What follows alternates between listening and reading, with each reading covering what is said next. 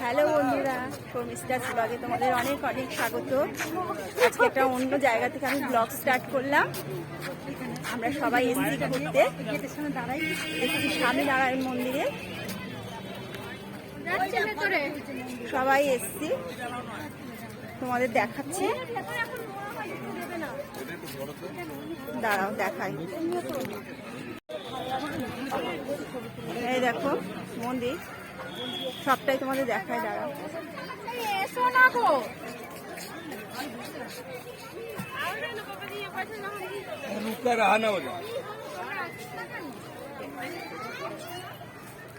অনেক বড় এরিয়া নিয়ে মন্দিরটা, খুব সুন্দর জায়গা।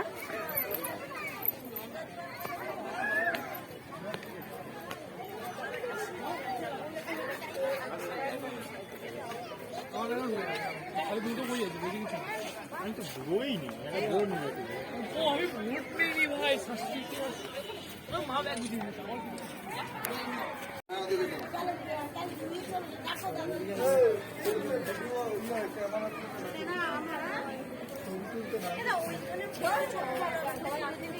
ছবি তুলছে দাদা, ছবি তো ছবি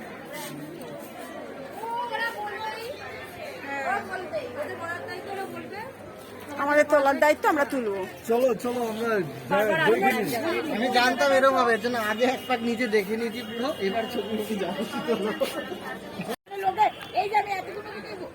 এই যে আমরা মন্দিরে এসেছি, কিন্তু এখানে ভেতরের ঠাকুর তোমাদের দেখাতে পারবো না, কারণ ওখানে ক্যামেরা অ্যালাউ নেই, মোবাইল অ্যালাউ নেই।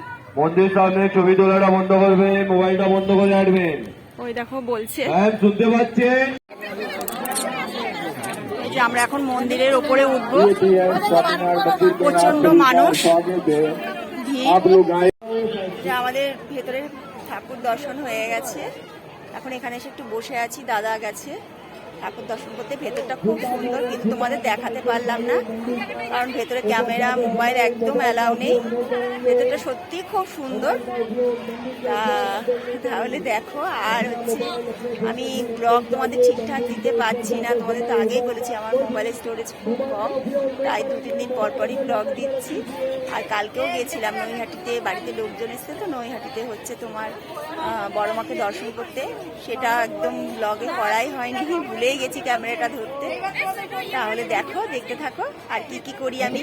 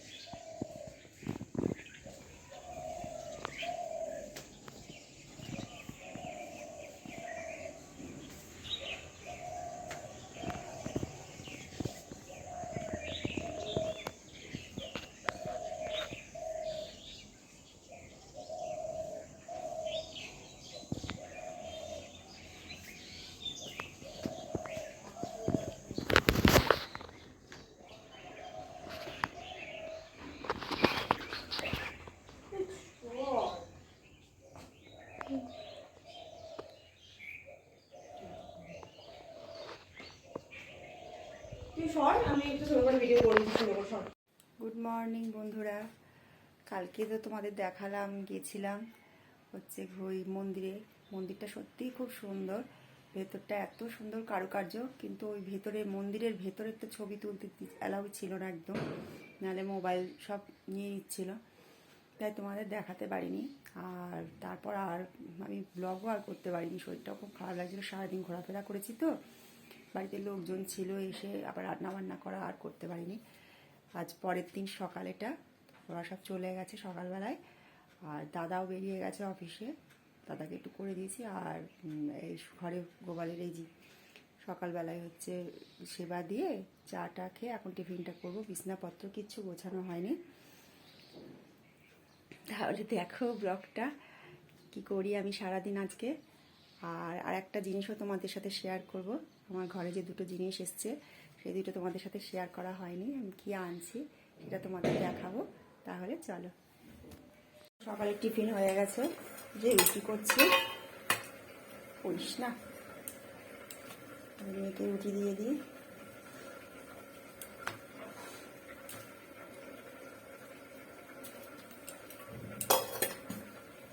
আর প্রেশারের মধ্যে আজকে তরকারিটা বসিয়ে দিয়েছি, দেরি হয়ে গেছে তো তাড়াতাড়ি হওয়ার জন্য, একটু ঝোল বেশি হয়ে গেছে, তাই একটু ফুটিয়ে নিচ্ছি। গাজর দিয়ে আলু আর একটু বিনস দিয়ে ধনে পাতা দিয়ে তরকারি করছি। মিষ্টি দিয়ে দিই।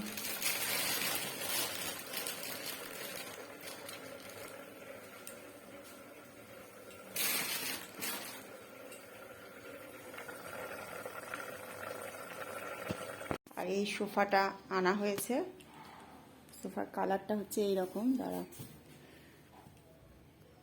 এই যে এই কালারটা, এটা হচ্ছে উপরে কভার দিয়ে দিয়েছি যে নোংরা যাতে না হয়। এই সোফাটা আনা হয়েছে, কেমন হয়েছে তোমরা বলো।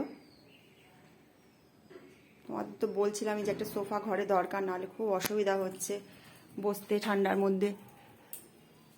আর গিজারটাও আনা হয়েছে, কিন্তু গিজারটা এখনো কোম্পানির লোক আসেনি। এই যে এই গিজারটা আনা হয়েছে, লাগানো হবে বাথরুমে। জানি না কবে আসবে কোম্পানির লোক, শীতই হয়তো চলে যাচ্ছে।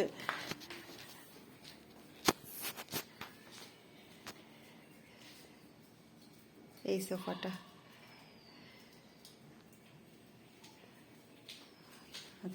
টিফিনটা খেয়ে নিই, তারপর রান্না চাপাবো। এই যে বের করে রাখছি, আজকে বাঁধাকপি করব আর শিম পাতুরি করব, ডাল করা আছে, কালকে রাত্রে করেছিলাম ডাল।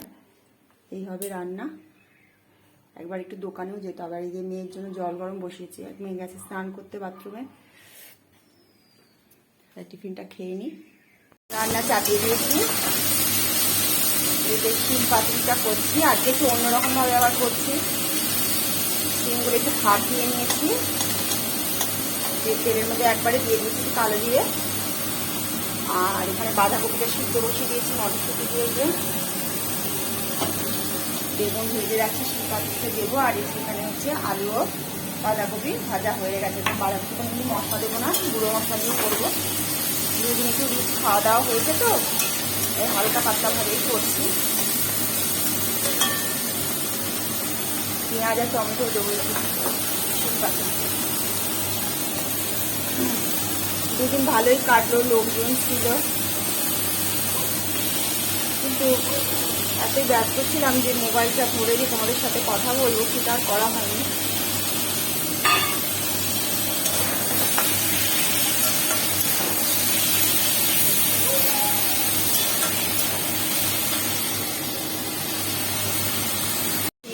পাতুরি বা ভর্তা যা কিছু বলতে পারো, একটু মাখা মাখা করে নামিয়েছি, শিম দিয়ে, বেগুন দিয়ে, টমেটো, ধনে পাতা, পেঁয়াজ দিয়ে। আর এই যে বাঁধাকপিটা এখানে বসিয়ে দেবো। আজকে ভাত এখনো করিনি, ভাতটা খাওয়া লাস্টে করবো, কারণ দাদা রুটি নিয়ে গেছে, তাড়াতাড়ি করে করতে হয়েছে, লোকজন গেছে, কাটা পিছনে রুটি করে দিয়েছি। আটা মাখা ছিল, বেগুন পোড়া দিয়ে রুটি নিয়ে গেছে, আর মিষ্টি দিয়ে দিয়েছি। আর ভাত খেয়ে গেছে, কালকে ভাত ছিল, তাই একটু ভালো দিয়ে ভাতটা তার একটু বেলা করেই বসাবো। এখন একটা ঘর মোছা বাকি আমার, ঘর দোরগুলো নিয়ে দেবো।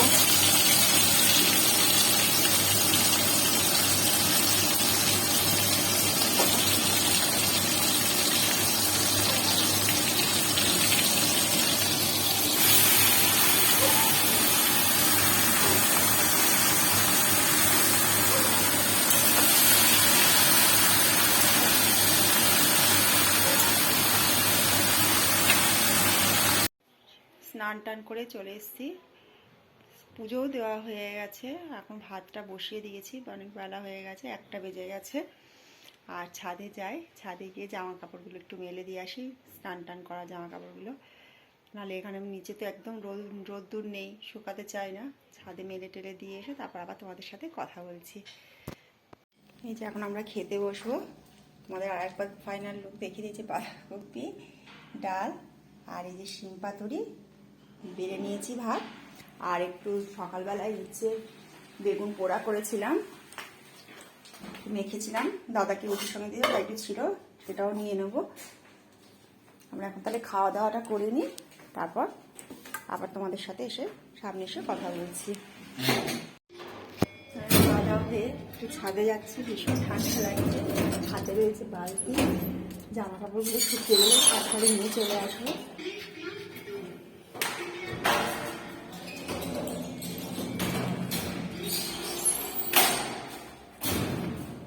মেয়েও ছাদে গেছে একটু রোদ পোয়াতে, আমিও যাচ্ছি, বালতি রয়েছে কমলা লেবু, একটুখানি বসে খেয়ে তারপর আসবো।